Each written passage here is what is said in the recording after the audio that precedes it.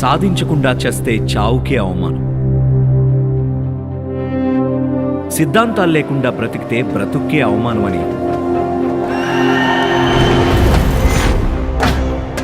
మా నాన్నగారు ఎప్పుడూ చెప్తూ ఉంటారు.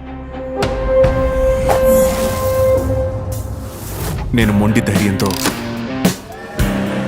నాన్నగారు మొదలుపెట్టిన ప్రశ్న వదిలేసి వచ్చాను. ఏదో సాధించాలనుకుని ఇంటిని వదిలేసి వచ్చేసాను. జీవితం అనే రథం లాగడం నా ఒక్కడి వల్లే సాధ్యం కాదని నాకిప్పుడే అర్థమవుతుంది. ఒక్క లైట్ వచ్చేసావు, మేము ఎప్పటి నుంచో ఉన్నాం.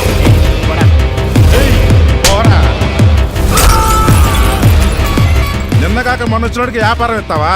ఇలాంటి వాళ్ళు రోజుకు ఒకళ్ళు వస్తూ ఉంటారు.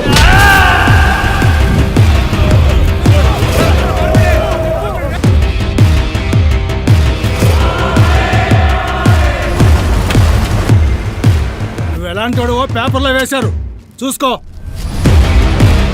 నాకు 2 నిమిషాలు టైం ఇవ్వండి. ఏంటయ్యా ఇచ్చేది?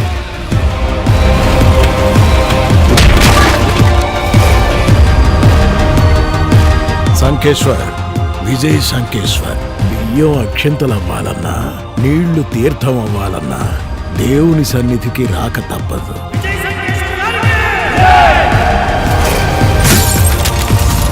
నీ డౌన్ ఫాల్ చూస్తాం, అది నా వల్లే. కర్ణాటక ప్రజలకి నా తదుపరి సహకారం దినపత్రిక. ఇదంతా వాడి వల్లే. పేపర్ స్టార్ట్ చేస్తున్నావు తెలిసి ఆవాలనే పవర్ కట్ చేయించారు. నా మాట వినండి.